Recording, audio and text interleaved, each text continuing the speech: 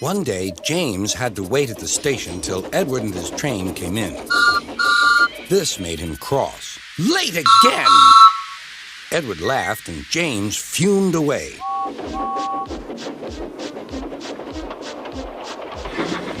After James had finished his work, he went back to the yard and puffed onto the turntable.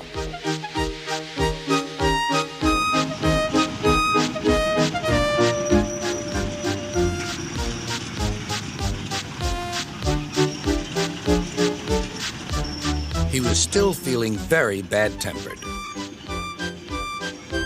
"Edward is impossible," he grumbled to the others. "He clanks about like a lot of old iron, and he is so slow, he makes us wait." Thomas and Percy were indignant. "Old iron? Slow? Why, Edward could beat you in a race any day." "Really?" said James. "I should like to see him do it."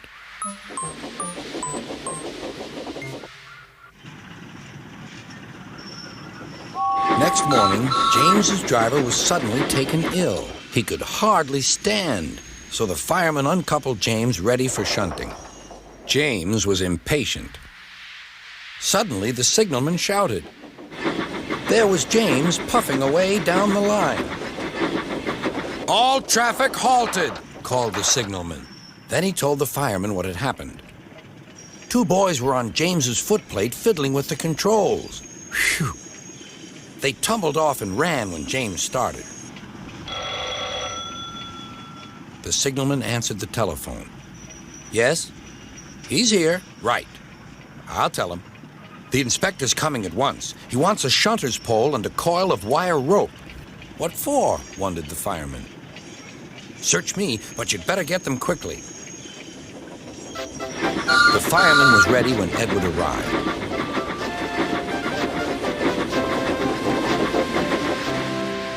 The inspector saw the pole and the rope. "Good man, jump in." We'll catch him, puffed Edward. James was laughing.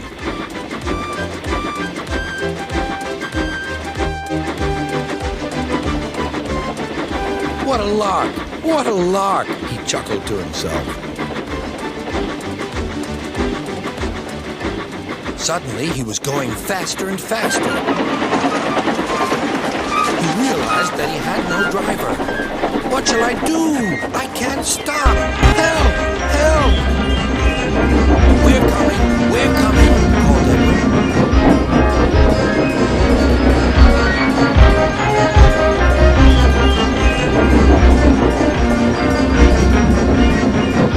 Edward was panting up behind with every ounce of steam he had. At last, he caught up with James.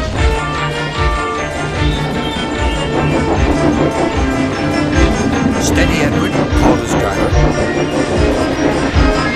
The inspector stood on Edward's front, holding a noose of rope and the crook of the shunter's pole. He was trying to slip it over James's buffer. The engine swayed and lurched. At last, "Got him!" he shouted. He pulled the noose tight. Gently braking, Edward's driver checked the engine speed. James's fireman scrambled across and took control. "So, the old iron caught you after all," chuckled Edward. "I'm sorry," whispered James. "Thank you for saving me." "You were splendid, Edward." "That's all right," replied Edward. The engines arrived at the station side by side. Sir Topham Hatt was waiting. "A fine piece of work," he said. "James, you can rest and then take your train." "I'm proud of you, Edward. You shall go to the works and have your worn parts mended." "Oh, thank you, sir," said Edward.